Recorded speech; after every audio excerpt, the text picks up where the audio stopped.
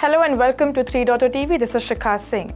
So in this diverse world, there is one common language and spans boundaries, ethnicities and backgrounds, the language of sports. And sports in India has cornered the lion's share of public attention as well as financial and infrastructural support. And today, we will be interacting with the visionary Web3 esports platform founder, Mr. Dibyo Majumder of Turf, an esports facilitation platform. Welcome to 3.0 TV, Dibyo. Thanks a lot for the warm introduction. A pleasure to be here and would love to interact more about esports in your channel. All right, so my first question will be starting with a very introductory question. So tell us more about your company. What is its mechanisms? What features does your company offer? Sure. So this is Dibyo again. So I'm the CEO and founder of Turf.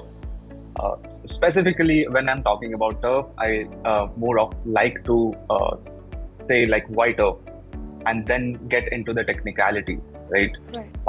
Starting from the esports industry as a whole, that we can see like big players like ESL Gaming, Community Challenger are there, but there is a huge glitch in the esports industry. One of them as such is like 40% of the whole esports economy is held by the big organizations, and more than 60% is fragmented, unorganized, and held by localized esports communities. And for a fact that 70,000 plus games are getting developed all around the world per year, and more than 95% of the games don't have exposure to the competitive landscape. Right. That's what got us hooked. And we envisioned every game to have the infrastructure which powers them to get their fair share of the esports economy. And every esports communities have enough recognition and visibility across all the games worldwide. So that's where Turf is designed to solve this problem, enabling effective collaboration between games, esports organization, and gamers. We support gaming guilds and games with enhanced discovery and an infrastructure to host esports event and micro competition at a global scale. But there is a huge problem, like games getting developed every corner of the world. Also, same is valid for the esports communities. There is a lack of trust and as well as a lack of globalized payment infrastructure. Right. So that's where Turf comes in. All right, so my next question to you is, there are over 160 centers in the UK that have been granted the opportunity to teach esports. Beyond that, there are dozens doing university level degrees in that subject too. So what is the future of esports industry? Coming back to the Pearson's initiative, right, that you just mentioned, it's a very good initiative in terms of educating people and treating esports as a real sport, right? Earlier in the industry, we have seen that esports is just like, hey, you do gaming and all this stuff. It's not a real sport. You are competing with others still. But now it is getting recognized as an international sport, right? And it's not just a Pearson's initiative having multiple centers and educating people about how to host esports competition, bringing out the standards in the esports ecosystem. But other countries, like let's say in the whole Southeast Asian region, India is coming up with a lot of esports federations, right? So I see this whole esports industry getting more regulated when more study is happening around these systems, and as well as it is getting international recognition as a new sport that can be used to compete internationally, or just like we are having cricket, hockey, which is getting competed like across the globe, right? Right. That's where I see that esports competitions will be getting more recognition in terms of having national competitions, and the players, right, getting a stage where they can showcase their competitive excellence and be a professional player, rather than in the scenario what we can see now, all the professional players that are out there don't have enough recognition. So that's where I see the esports industry going and getting the fair share of recognition.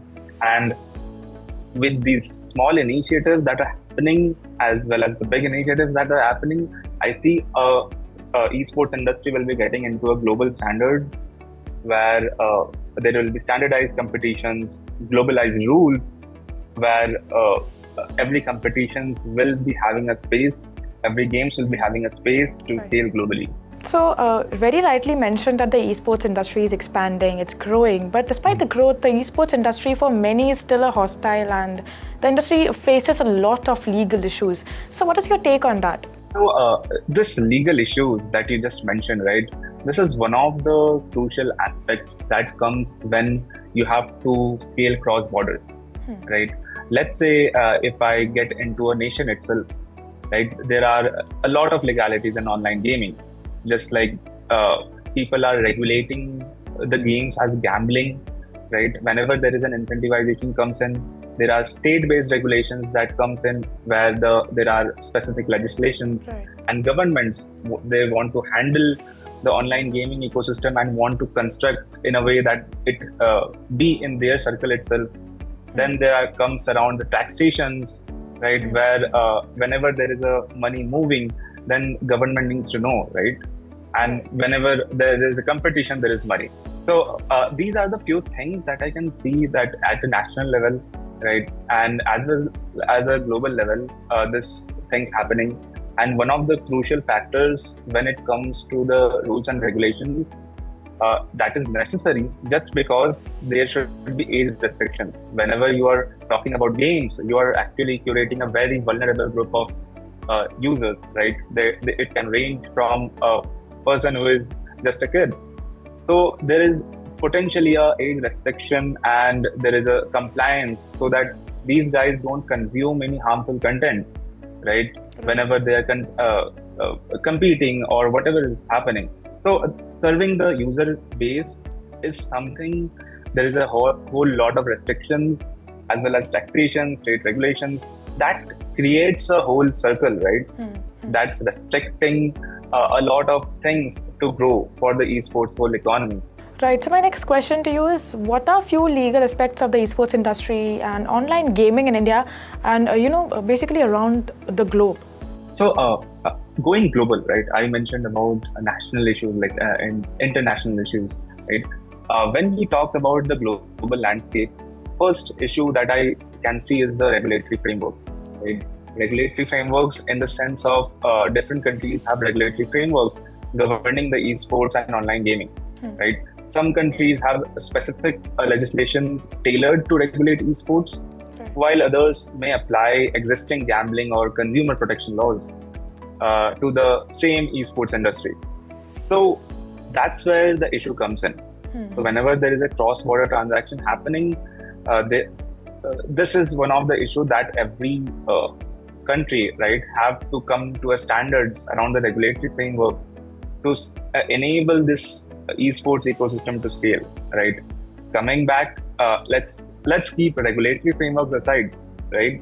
There are intellectual property rights that are there in the whole gaming industry, right? And one of the crucial thing is every country has a different kind of trademark system, broadcasting rights, and all these things.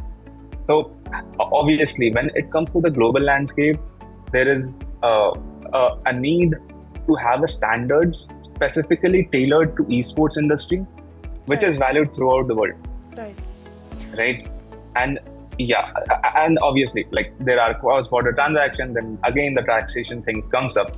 Right. So now that we are talking about gaming, Asia is becoming a hub for Web3 gaming, and India has one of the largest Web3 ecosystems globally. So my question to you is, what is the future of Web3 games in India? That's a very thought-through question in terms of we can see a lot of companies coming up, right? Turf Gaming, the whole infrastructure that we are building is from India itself.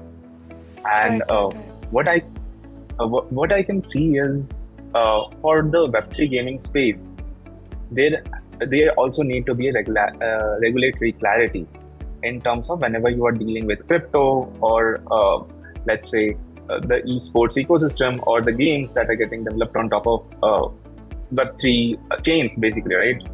So there need to be a regulatory clarity in terms of how exactly the transactions are happening and how exactly India is perceiving it. Rest aside, if you see the gamers' point of view, India is having one of the biggest gaming crowd who are willing to do competitions, right? Even it's not just the gamers specifically, but if you see in India, in multiple states, they are setting up esports federations, right? That is enabling all the gamers to participate in global competitions and have that competitive excellence so that they can compete with others globally.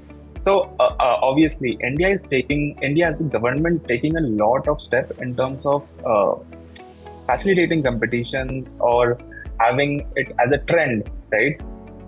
But when it comes to Web3, first of all, there should be clarity around how exactly we are adopting it, right?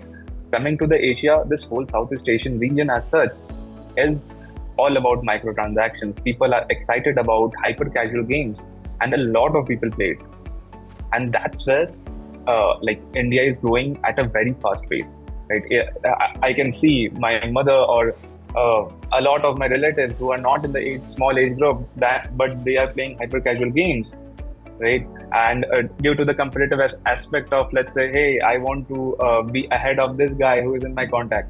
So obviously, there is a space where in the Web3 gaming ecosystem, there can be a lot of incentivizations can be done for the people who are already playing it. Absolutely. And there need to be a smooth transition, right? Smooth transition in terms of user experience, what people are having it now in the Web2 gaming, and they also get it in the Web3 gaming ecosystem. Right. So my next question to you is, what aspects could foster Web3 gaming in India, and in particular, to catch up steam? So I would say for adopting Web3 gaming, right? I would turn back to how exactly Web2 gaming evolved, right, and got into their stage.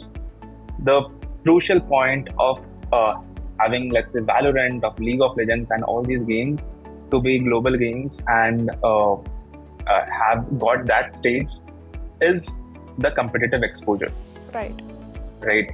And what I see, how I see it, is having more and more competitions. And it's not just about the competition, but making institutions or making some powering the communities who wants to do competitions in a way that they can do, let's say today, if they are doing 10 competitions in a month, they have the ability to do 100 competitions in a month, right?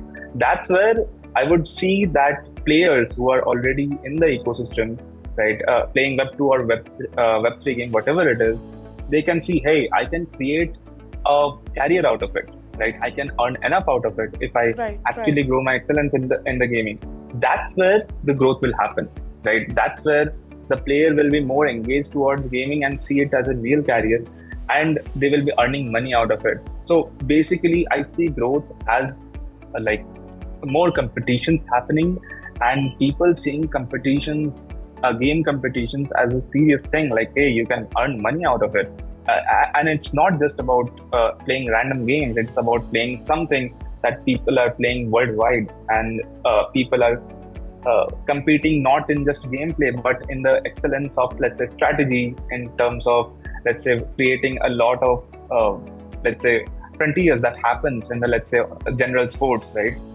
So obviously, there is also a game of fame where they need more exposure and opportunities. So once these things are in place, more competitive exposure is there, that's where the real growth happens, and they get into a stage where India can be showcased as hey, they are really good at it. So, all right. So my last question to you is, navigating the constantly changing legislation surrounding crypto and blockchain technology is one of the biggest challenges. So is India enabling environment for Web3 games from a regulatory perspective?